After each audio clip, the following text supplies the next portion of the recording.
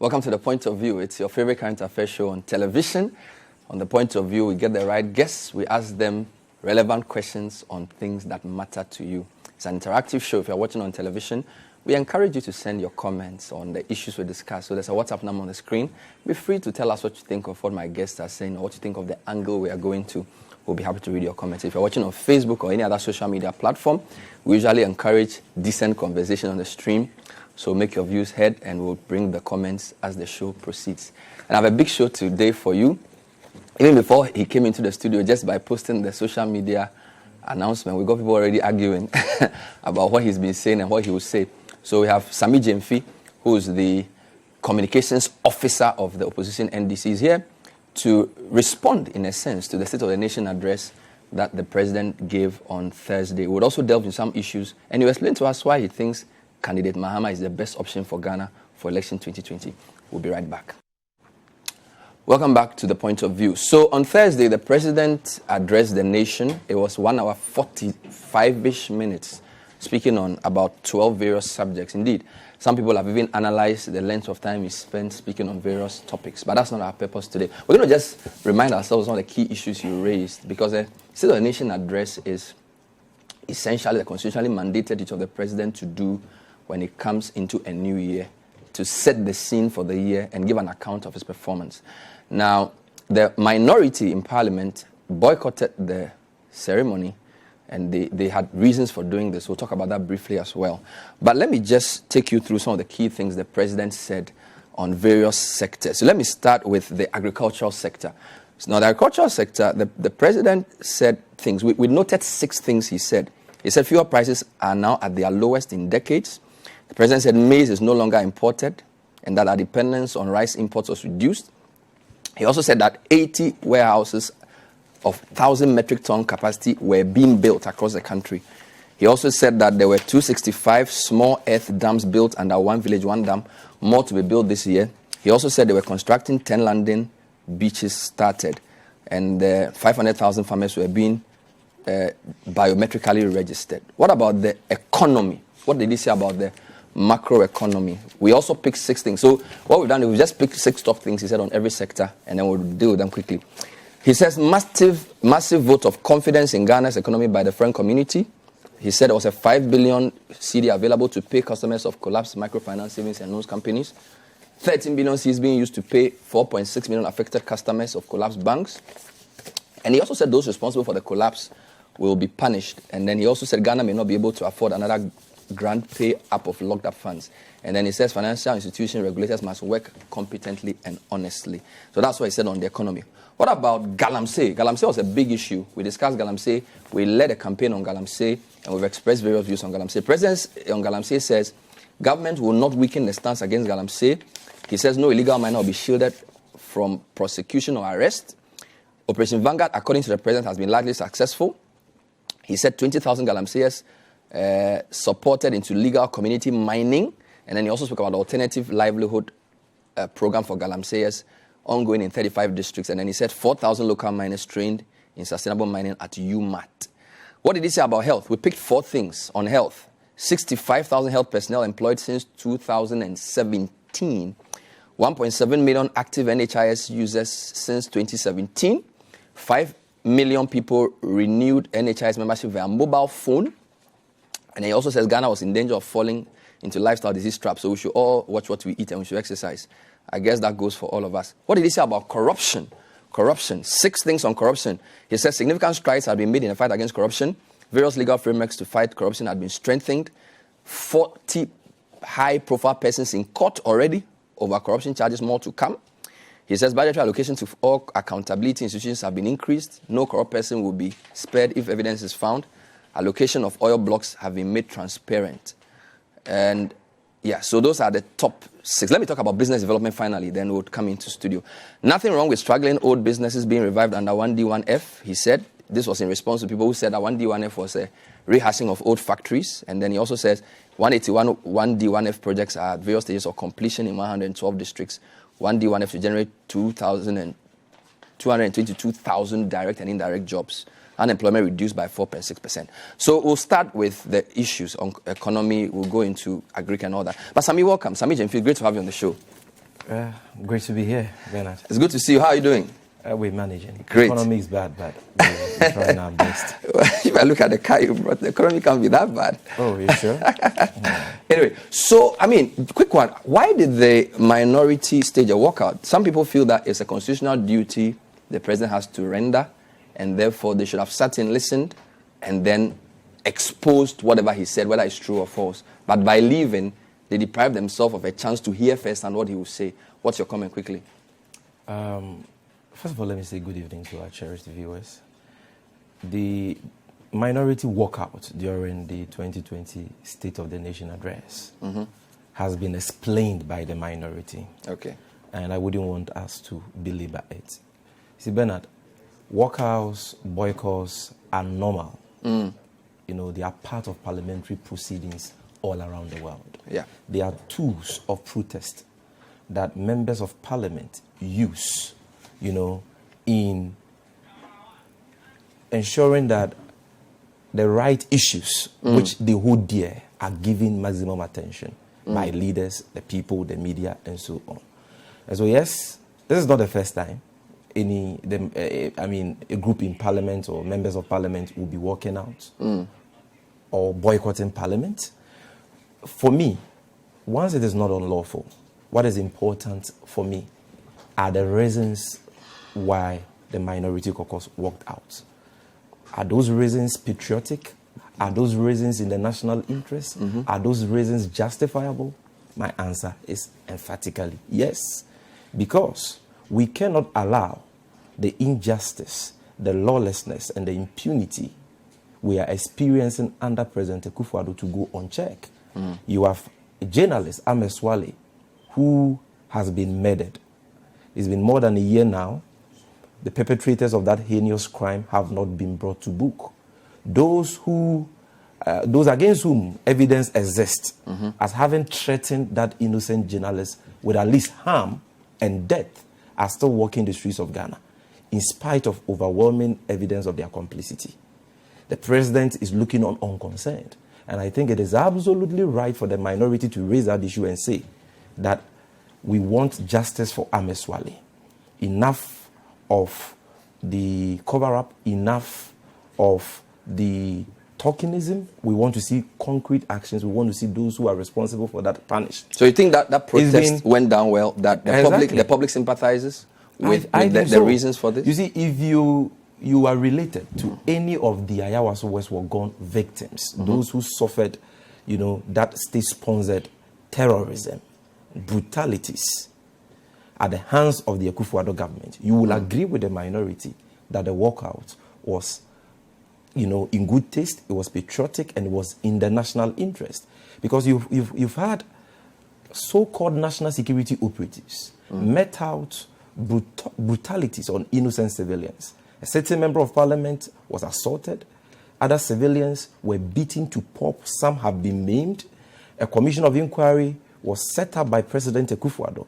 They made their findings. Yes, the president has the power to issue a white paper, but that white paper must be sound in law. You cannot issue a white paper and say that if somebody assaulted a member of parliament, that person can walk free because he was provoked. When you know as a lawyer, here I'm talking about President Akufo-Addo, that there is nothing like a defense of provocation when it comes to the offense of assault. You understand? And so, yes, you have the power, you have that discretionary power to issue a white paper. But don't forget that Article 296 of the 1992 Constitution says that that discretionary power should not be exercised whimsically, capriciously, and all that. And so we are entitled to disagree with the president and say that, Mr. President, this wishy-washy white paper you have issued is not in the national interest. It defies our laws. It defies common sense. You are shielding wrongdoers, and you are demonstrating to us that you were actually the one who directed these brutalities. Government told us that they have accepted the recommendation for somebody like Double to be prosecuted. That recommendation at least was accepted by government in the so-called white paper. To date, Double has not been arrested. He's not standing prosecution. We were told by the Short Commission that the SWAT team being maintained by the National Security Council, which is chaired by the president, is unconstitutional and unlawful. Let me read one of the analysts of the State of the Nation. So there's Professor Eche Sikanku's center gave an analysis of the state of the nation. Their broad overview was that this was a fairly straightforward state of the nation address, no grand rhetoric, no grand plans, just enough statistics, no sweeping policy except to declare 2020 year of roads. It was not excessively heavy on statistical detail. So his point was essentially that it was straight to the point, not too much sloganeering, and some even think that because the minority was in there, he was able to go straight to the point, which means he looked good at the end, which was not what you were expecting. So it was not, there wasn't cut calls, there weren't interruptions. He went straight to the point, he hit the nail on the head, and he sounded very confident and looked good.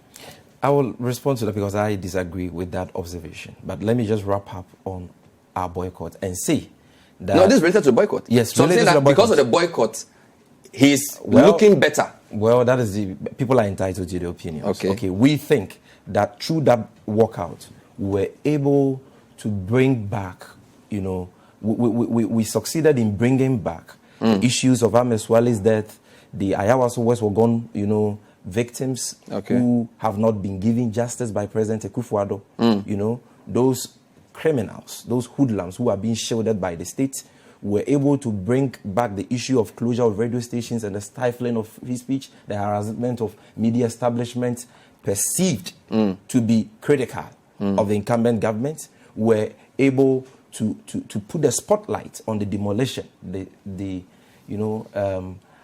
insensitive, the barbaric demolition of the factory belonging to your colleague, Raymond Archer, at Trade Fair, and so on and so forth. These issues border on law and order. It borders on justice. So you think you made that point? Free expression. Brilliant. And we think that it was absolutely justifiable for our members of parliament to walk out and tell the president that if you are not ready to listen to us, if you are not ready to give the victims of the Ayawaso West Wogon brutalities justice, if you are not ready to give the family of Ahmed Swale justice, if you are not ready to ensure that you protect free speech, to ensure that you stop the lawlessness and the impunity going on under your reign, then we are not also ready to listen to you. We achieved our objective, and we salute as a party.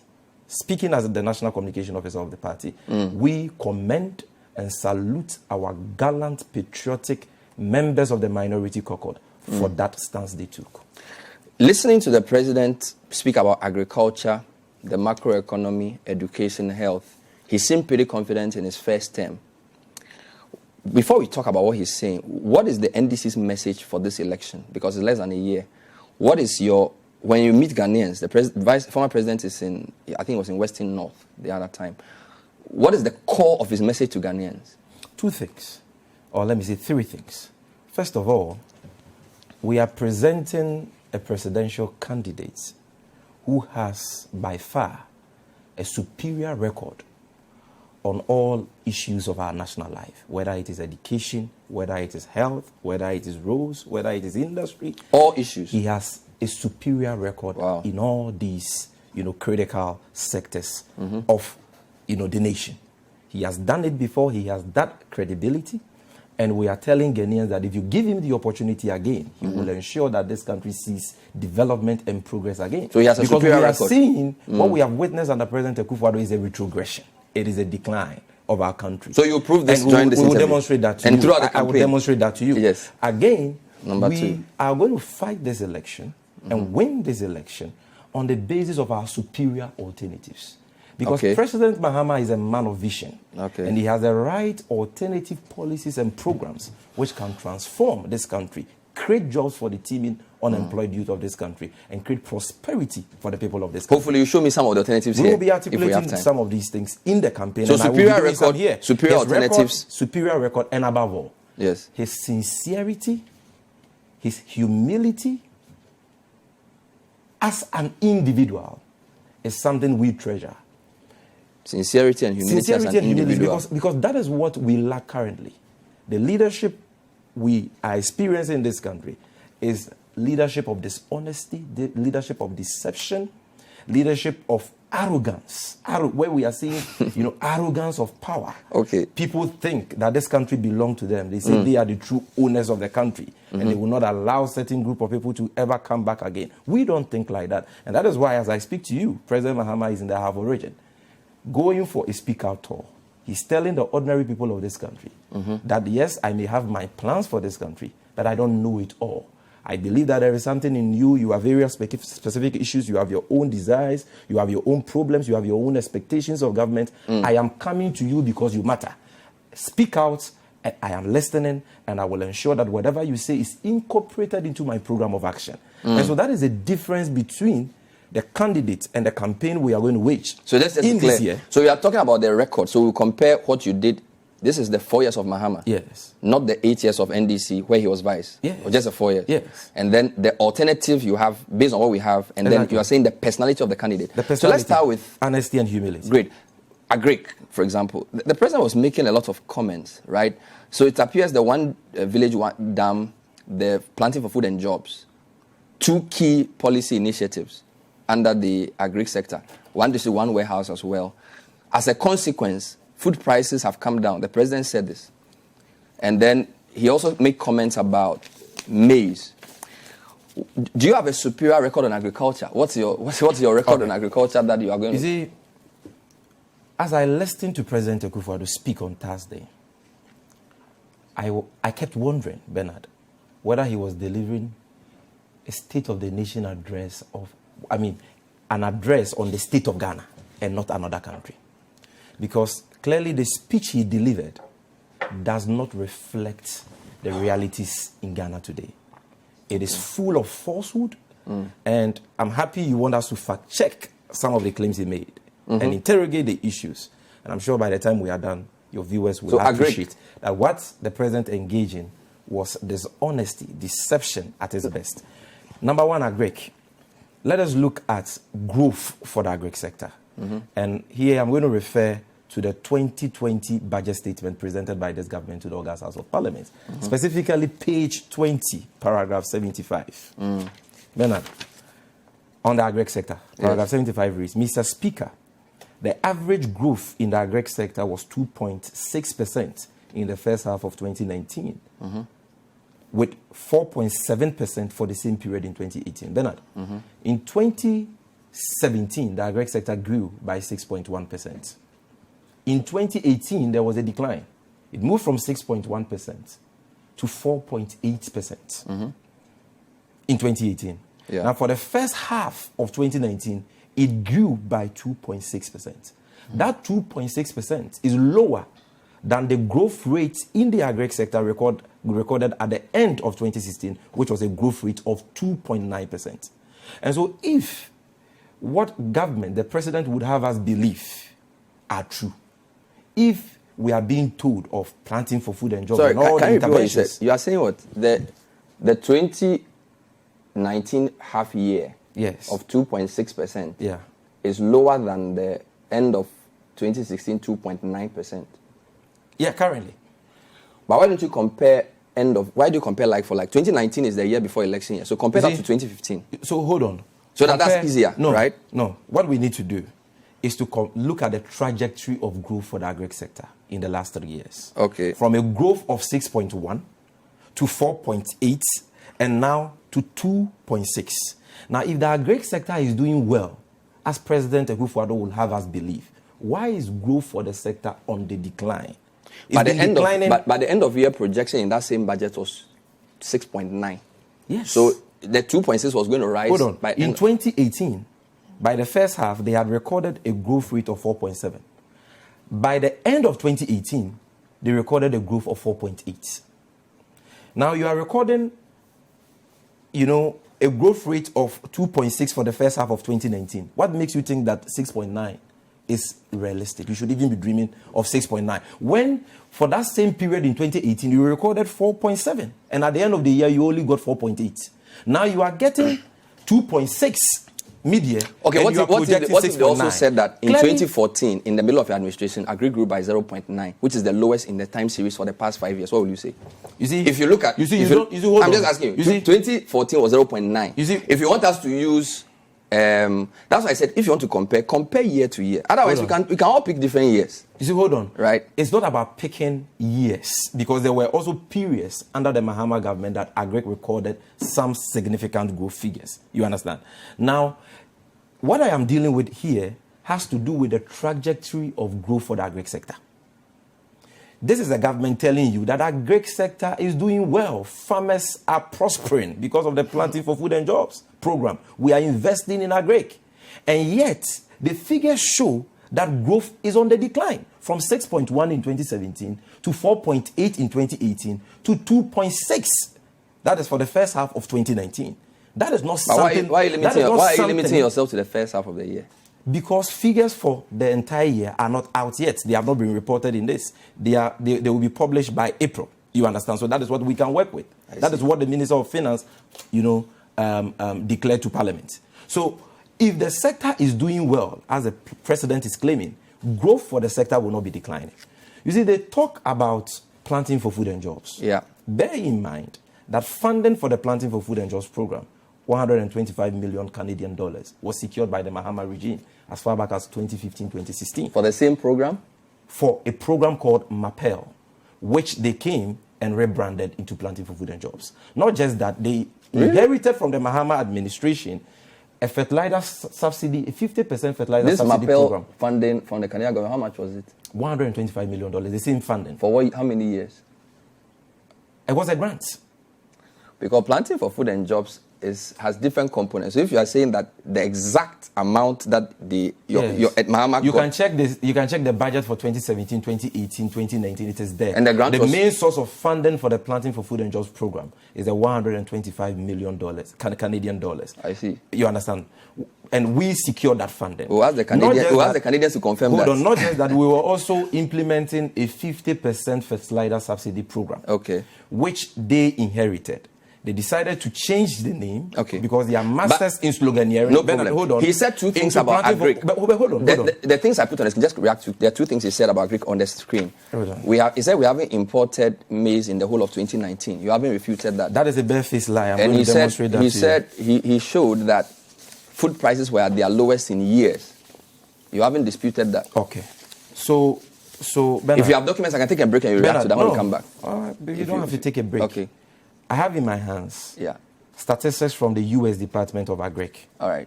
Reported by Index Mundi. Mm-hmm. And you can check. In 2016, under President Mahama, when we were not boosting or Planting for Food and Jobs, we only imported 31,000 metric tons of maize. What kind of maize?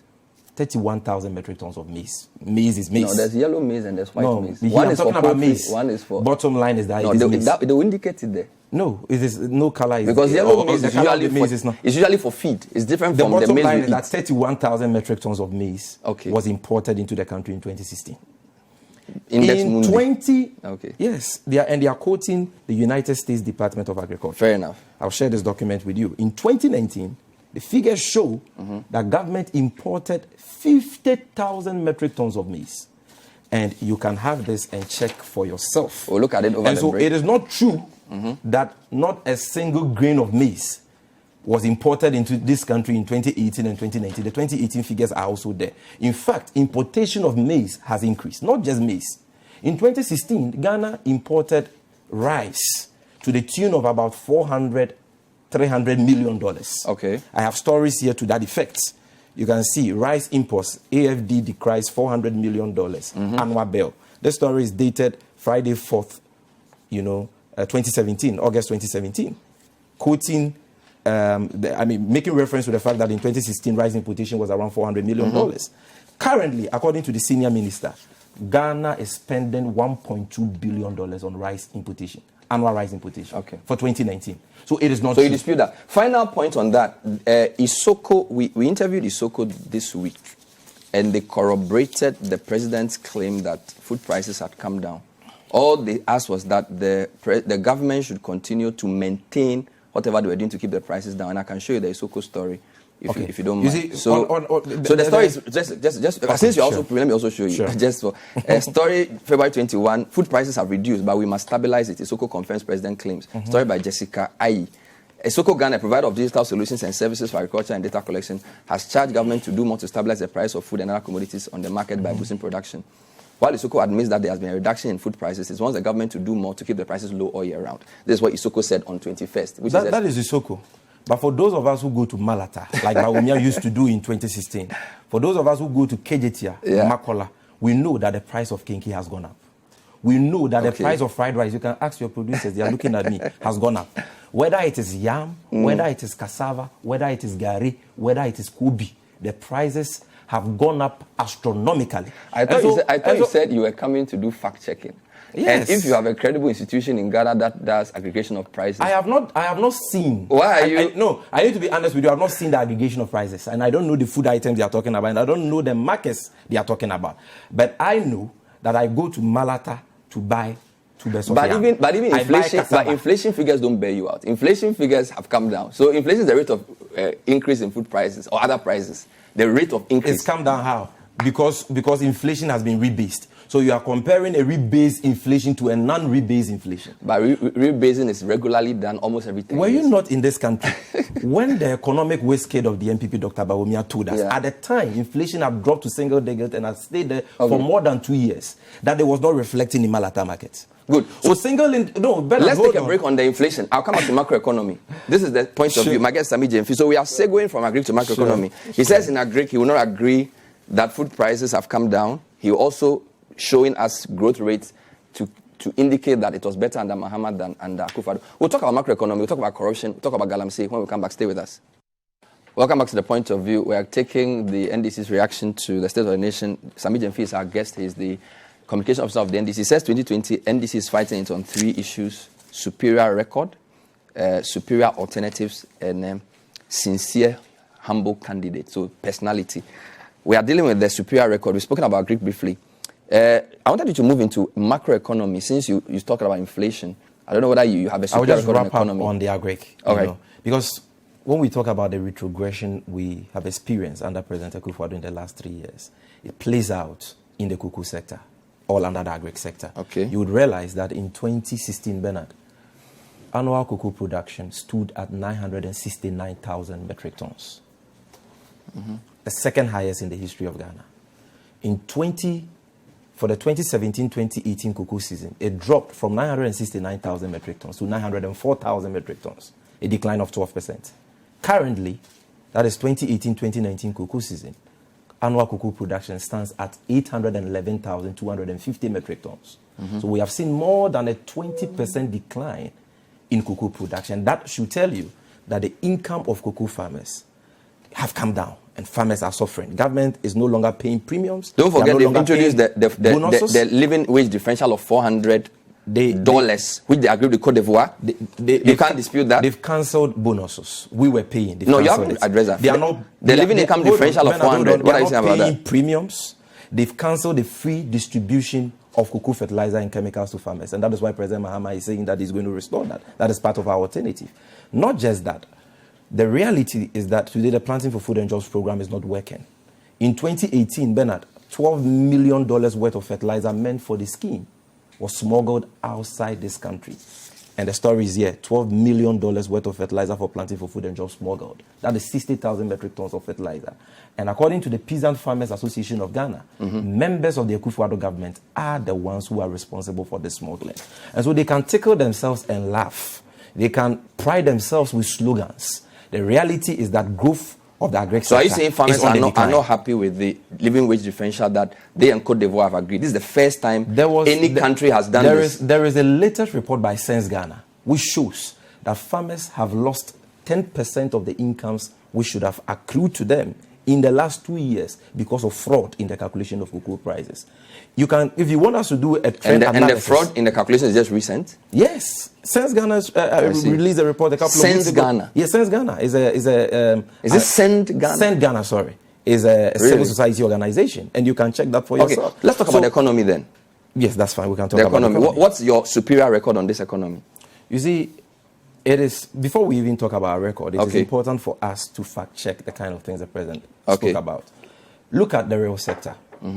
In 2016, the construction sector, which employs a lot of Ghanaians, masons, artisans, steel benders, carpenters, grew by 8.4%. 8.4%. In 2019, that same sector grew by negative 8.5%. The negative growth is actually bigger than the positive growth we recorded in 2016. So that should tell you of, the number of employees or workers in that sector and the kind of hardship they are going through. Because if the sector is going in a negative 8.5, it means that people have lost out. They are not getting the jobs they used to get under the Mahama regime. Ghanaians are not seeing the infrastructural development they used to see in their localities under President Mahama. Not just construction. The manufacturing sector, which was growing at 7.9% in 2016, is today growing at 6.5%, despite all the talk about 1D, 1F and all that. You see, this government specializes in... But why do you keep using just 2016? Because all these things are... Because that is what they inherited. No, Sammy, we call it a time series for a reason. Okay. So you look at trends. So 2012 to 2016, 2016 to 2020. But if you just pick 2019 and then you compare it to 2016, that's a bit odd because you know that our economy is cyclical. For example, every election year, we have budget deficits. Save 2004. So that tells you that our economy behaves in booms and busts on the basis of what type of year. No. So if you are comparing a year, if you say you are comparing 2015 to 2019, everybody will understand you. But if you keep saying 2016, 2019, 2012, it doesn't really add up because the characteristics of the economy is different for every year. When this government speaks about growth, what benchmark do they use? Don't they quote the end of year growth for 2016, 3.4? Look at industry. You've asked the question, okay, let me answer it. When they talk about inflation, do they quote 2015 inflation rate? They quote 15.4, which is the end of 2016 inflation rate. Because this is a government which came into power with a promise to do better, to improve on what President Mahama was doing. And so if they inherited a manufacturing sector, which was growing at 7.9%, the expectation of Ghanaians is that they should be doing better than 7.9. In 2017, manufacturing is one component of industry. Yes. When you take overall industry, 2014, 1.1%. 2015, 1.1%. 2016, 4.3%. 2017, 15.7%. 2018, 10.8%. 2019, first half, 7.2%. All the years of this government in industry is higher than your years. So what are you saying? So you see, if you look at that same table, which talks about industry, the industry sector is made up of other subsectors. Yes. Okay. Now, I'm talking about the manufacturing subsector of the industry. Of the industry sector, which grew by 7.9%, but is currently growing at 6.5%. I'm talking about the construction sector, which grew by 8.4%, but is currently growing at negative 8.5%. Yes, the overall industry growth has seen an improvement as a result, not as a result of manufacturing, not as a result of construction, but as a result of mining and quarry, because that is where you have the oil and gas sector. Embedded in mining and quarry is the oil and gas sector. And so if through the investments of President Mahama, we now have 2 additional oil fields, the 10 Sankofa fields, which EIU, as far back as 2016, projected was going to give Ghana a growth rate of more than 8% because of the investments we had made. And in 2017, 2018, that sector has been growing, above 80% and all that. And that shows growth for the industrial sector. You cannot say that, because industry is growing, government is doing well. The devil is in the details. Look at the manufacturing sector. Look at the construction sector, which employs a lot of people. Because if all you can boast about is oil sector growth, that is a jobless growth. How many Ghanaians are employed in the oil sector? And so I want to talk about construction. I want to talk about manufacturing. In 2011, let me say something. In 2011, the Ghana economy grew by 14%. It was the highest growth in the world. Yes. The employment elasticity of that growth was less than half. This is under Mills. Jobless growth is not a creation of this government. It's a characteristic of our economy. No, better. The oil sector doesn't employ anybody. So, in fact, if you look at the companies that were employed under the Jubilee field, every economist agrees that jobless growth is a characteristic of our economy. It's not created by this government. It will not end with this government. Under your term, it was always the same. So hold on. So I'm surprised you are saying... No, it is not the case. Because in 2014... I'm talking 2011. 2011, you are when we grew by 14%, yes. The non-oil growth of that 14% was more than 7%. It was largely oil-driven. No, it is not true. You can check. Non-oil growth for 2011, I mean, you are very good in fact-checking. Let your producers get to work. Yes. Was more than 7%. How many non-oil alone. By how much did unemployment reduce because of that growth? I'm talking about non-oil alone. So it is not true that the 14.4% growth we achieved in 2011, it was largely which oil. Is the biggest, was largely as a It result. was largely, Oil was it was the Jubilee fields because our trend was around 5, 6, 7. So, my brother, this so Bernard, why don't you just fact check me? Okay, we can go there. This is point of view, right? No problem. I am telling you that the non-oil growth in 2011 was more than 7%. So that should tell you that apart from the fact that we had some gains from the oil sector because of the Jubilee fields which had come on stream, we also did significantly well in the oil sector. So that is a fact. But look at fisheries. Okay. The sector grew by 3.1% in 2016. I am demonstrating to you the retrogression, the decline we have witnessed. We are witnessing under President Akufo-Addo. Fishery sector grew by 3.1% in 2016. Today it is growing at negative 2.4%. It's been in the negatives for the past 3 years. And that should tell you that fishermen are suffering. You put that aside, look at our debts. From Osajefo Dr. Kwame Nkrumah to the end of the tenure of John Dramani Mahama, what was our total public debt as a country? 120 billion. Yeah. 120 billion. Today, if you look at the last monetary policy committee of the Bank of Ghana, the report they issued, it stands at 215. Yeah. Now, if you add the Eurobond they just went for to wait, they have exceeded 225 billion Ghana cedis. What it therefore means is that between 2009 to 2016, in 8 years, the NDC added a total of 110 billion to Ghana's public debt. And with that 110 billion, we can show you 124 community-day senior high schools with at least 60 completed schools. We can show you in the health sector, the Ridge Regional Hospital, the Upper West Regional Hospital, the rehabilitation of the Upper East Regional Hospital, the expansion of the Tamale Teaching Hospital. We can talk about the expansion of potable water production in Ghana. We added 107.1 million gallons. That is water for 7 million additional people, all within a space of 3 years. We did Terminal 3. We rehabilitated the Kumasi Airport. We did same in the Upper West. With the revenues you got? With the revenues we got. So you are saying that their borrowing is not commensurate to the development they brought? We were investing, because it is not a problem when you borrow. The issue is what you do with borrowed funds. Are you investing them into capital expenditure, into the productive sectors of the economy, which can grow the base of the economy? Have you factored in the 14 billion for the financial sector rescue? I'm coming in. And about the 5 billion of free SHS. Now hold on. But you are just talking about size of debt. So I'm coming there. Yes. In only 3 years, 2 months, this government has borrowed more than 120 billion Ghana cedis, more than what we borrowed in 10 years. And yet, they cannot boast of a single secondary school, despite the fact that they promised to build 350. They cannot boast of a single CHIP compound, clinic or hospital. The only government in the history of this country which has not constructed one hospital in 3.5 years, despite being the most resource government in the history of Ghana. They can't boast of any of these things. And so you realize that debt to GDP, if you want to look at debt sustainability, debt to GDP in 2016 was 56.8% under the new series. Today, it is 62.25%. But if you take, when I interviewed Setek, debt to GDP was around 69.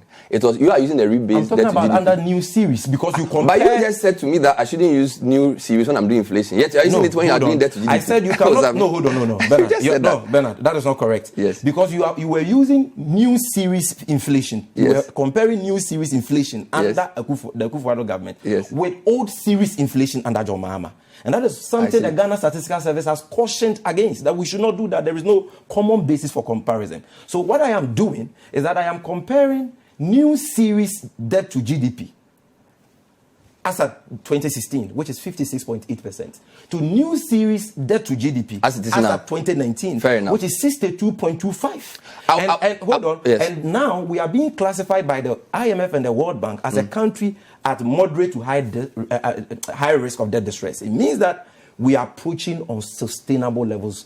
I'll take a final comment on the economy when I come back, because I need to move to other things as well. I have a lot of comments for you. So this is the point of view. I need to take a short break. Sammy Gyamfi has just dealt with Agric and economy. We're talking about comparing records, because this is what they feel the election will be run on, and also superior alternatives and a superior personality of Mahama. Stay with us. We'll be right back.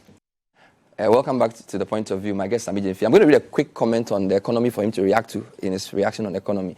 So December 12 last year, IMF did an analysis of Ghana's economy, and they said the outlook for Ghana's economy remains favorable, and then they gave a lot of reasons, right? So that's what they said.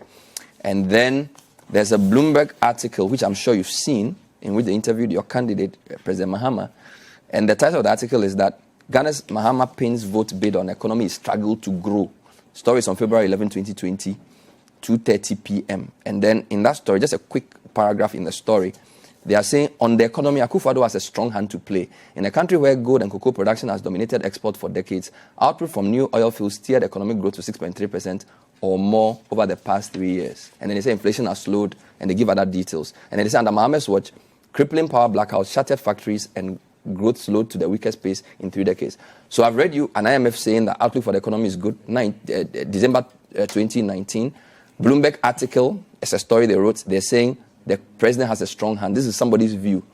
What's your comment on that in addition to all you've been saying about the economy? Yes. Now, look at our debt position, our current debt position as a country, where the amount of money we spend on servicing our debts has moved from 11 billion in 2016, Bernard, you know that, to 22 billion in 2019. It has doubled.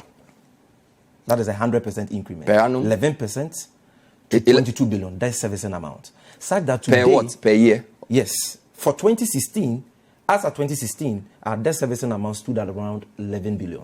Today, as a result of the unprecedented borrowings of the Akufo-Addo government, which is being wasted on its globe-trotting activities, on refreshment parties, and for the financing of his obese, government of 124 ministers and over 1,000 presidential staffers. It says we should lose weight. Debt servicing amount has moved from 11 billion to 22 billion. Okay. What that means is that today, if you take our tax revenue, it is consumed by just two budget items: compensation and debt servicing.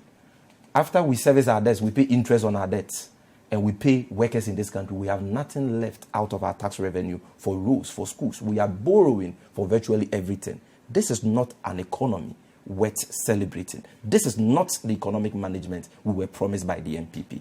Now, you spoke about Bloomberg and all that. I also have in my hand this report from the IMF, dated 19 February 2020, published by Citi. It says, Ghana's high cost of debt servicing worrying. Okay. And if you read this story, you will see that all the things I'm talking about are concerns which have been raised by the World Bank. Let's move to health. Let's move to Before health. we go to health, it is important for us to talk about the exchange rates, because it is one of the things the MPP touted when they were in opposition. Yeah. But Onia told us that when the fundamentals of the economy are weak, the exchange rate will do what? Will expose you. Okay. Today, he is in charge of the management of the economy. The Citi, we know, depreciated by 9% in 2016. Bernard, your viewers deserve to know that under the all-knowing Bawumia, the all-knowing President Akufo-Addo, the Citi depreciated by 13% in 2019, making it the worst performing currency against the dollar in the world. That was in December. Yes, as of December. But as we speak now, they say it's the best performing against the dollar. Because, only last week. Asia is a major trade partner. Seriously. 37% of our imports come from Asia. So as a result of the corona outbreak, if businessmen are no longer importing from there, and that has lessened pressure on our city, you think this is something we should be celebrating? Are you serious? Yes, I'm very serious. So you think that you believe what they said in December, but I don't believe what they say in, no, what they're saying is January. Correct, but I'm trying to tell you that the reason why we are seeing some stability is not because of any economic... So which theory are you using to justify that it's coronavirus? You are an economist. So aren't other currencies, they said the cedi is the best performing against the dollar, aren't other countries benefiting from the dollar slump? Why is it only Ghana cedi? What kind of logic is that? Because 37% of our imports comes from China. From Asia, and China is a doorway. And how different is that from Senegal or Nigeria? So why is the cedi the only currency that's appreciated against the dollar? I am telling you. What are you talking about? That we are okay. So tell me one single intervention, which is no, I don't know. But that's not for me to answer. I'm saying that the point, the reason like you cannot tell me of any single intervention which is leading to this so-called stability. Excuse me. The president has already spoken about imports reduction. I'm not here to defend the president. Yeah. You are saying that in December last year, our cedi was the worst performing, and I said no problem. In January, February, they are saying the cedi is the best performing, and I say it's because of coronavirus. And I'm asking you, is Ghana the only country benefiting from the coronavirus? You see? And are we the only country that is exposed to China in the region? No, we are not. But our level of exposure is one of the biggest in the world. You are talking about 37% of our import share coming from Asia. And you know, any student of economics know that some of these things have a bearing on the figures.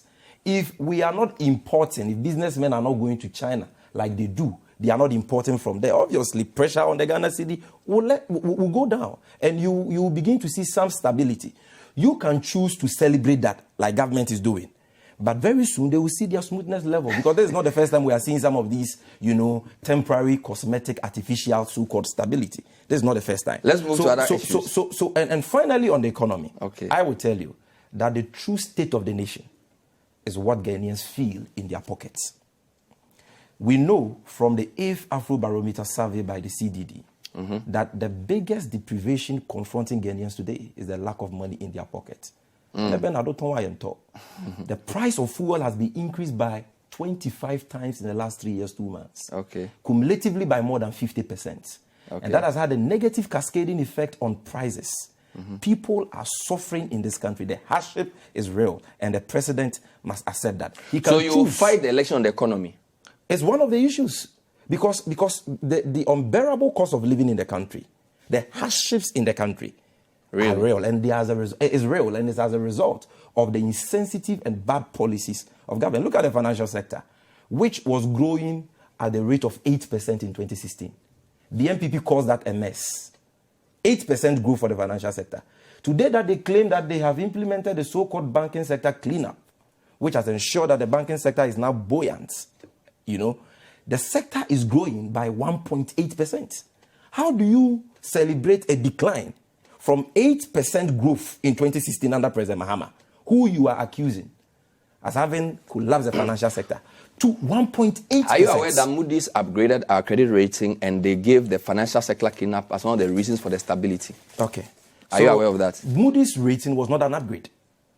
They just changed the outlook of our economic outlook. It was not an upgrade because we are still at B. We've moved from stable to what? Positive. I'm speaking facts here because this is a serious platform. Stable to positive. Okay. Now, that is good. But can President Akufo-Addo be celebrating that when in 2016, this same Moody's rated Ghana from B, B negative to B stable? President Akufo-Addo, I have the story here, said that Moody's rating was inaccurate and did not reflect the true state of the country at the time. Today, because of hypocrisy, he's celebrating Moody's. So Moody's is not here nor there. So we have 10 minutes, so I needed to move you to another sector. Let's talk about health. Good. Because that for me is very important. The health of every country is very important, Bernard. The president said, he made a bold claim that the National Health Insurance Scheme is doing well. Yeah. And he's been exposed. We all know that the president has been exposed.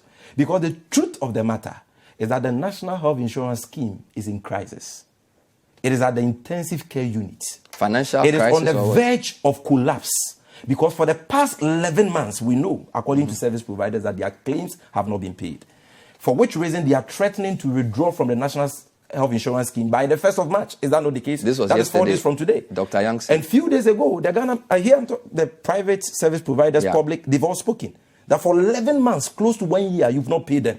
And yet you went to Parliament. But you dispute the fact that 5 million people have renewed their membership via mobile phone. 1.7 million active members since 2017. Can you dispute that? Check the 2020 NHIS allocation formula is not out. Okay? So we are using the 2019 NHIS allocation formula. If you check that, the active membership figure has dropped from 10.7 million in 2016 to 10.42 million in 2017 to 10.41 million to 2018. Active users? Yes, active users. So the president was not speaking to facts. What he said, he said new. He said 1.7 million new users. So you are talking about subscription. We are talking about active membership. New to utilization. And I'm telling you, but what is even the essence of having a National Health Insurance Scheme card when it is not being accepted in our hospitals today? Go to Comfort, go to the pharmacy at Kolebu today with malaria prescription. They will tell you that even for paracetamol you have to pay. You know this. You can send your reporters there because they are not being paid. Pharmaceutical companies are being crippled. Hospitals are being crippled. You know why? Not because there is no money, but because this clueless, what is your alternative to the cash flow problems? Because the NHIS, as far as I've been a journalist, almost every election cycle, they say NHIS. In fact, MPP, when they were campaigning, when your Mahama was in government, they used NHIS to campaign. They also used NHIS to campaign. Just tell me one structural thing Mahama would do on the NHIS to change this cyclical lack of money? Because some of it is they pay the monies in arrears, so they will pay September money in next June, and it's not new. They always do this. I'll tell you. I will not tell you one. I'll tell you two. Two, okay. Number one, President Mahama will cancel the obnoxious capping policy introduced by President Akufo-Addo, because we know that already the National Health Insurance Scheme has a financial challenge. Okay, subscription and active membership has been increasing over the years, and yet we have not found additional sources of funding for the scheme. And that is why in our 2016 manifesto, we said that we were going to ensure, we're going to amend the Petroleum Financial Management Act, the Petroleum Management Act, to ensure that we use a certain percentage of our oil funds to support the scheme.